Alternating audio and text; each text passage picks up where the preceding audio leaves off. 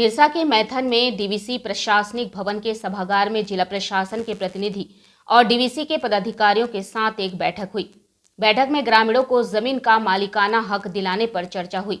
दरअसल मैथन डैम निर्माण के समय सिजुआ गांव के दर्जनों ग्रामीणों की जमीन को डीवीसी ने अधिग्रहित किया था और उसके बाद वहां के ग्रामीणों को डीवीसी प्रबंधन ने अपनी जमीन यानी लुआडी गांव में बसाया था। डीवीसी निर्माण के 7 दशक बीत जाने के बाद भी वे स्थापित सिजुआ गांव के ग्रामीणों को वर्तमान जमीन का मालिकाना हक अभी तक नहीं मिल पाया है, जिसके कारण ग्रामीण कई सरकारी योजनाओं का लाभ लेने से वंचित हो जा रहे हैं।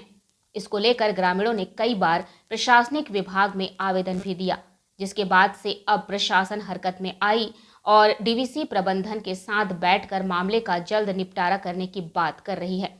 इस बाबत निरसा सीओ ने बताया कि ग्रामीणों को उनका रह रहे जमीन पर उनको मालिकाना हक जल्द दिलवा दिया जाएगा। इसे लेकर डीवीसी के उच्च पदाधिकारियों से वार्ता चल रही है।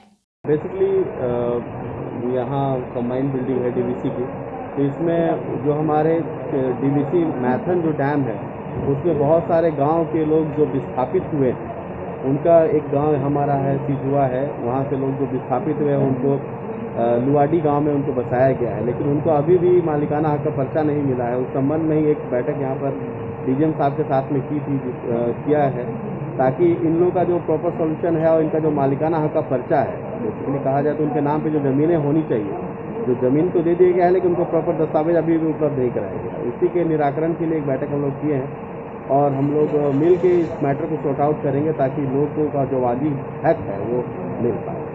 डीवीसी के डीजीएम ने बताया कि ग्रामीण को उनके जमीन का मालिकाना हक देने में कुछ कानूनी अड़चन थी, जिसे दूर कर लिया गया है और अब एक सर्वेयर नियुक्त कर अमीन से जमीन की मापी करवाकर उनको उक्त जमीन का मालिकाना हक जल्द दे दिया जाएगा।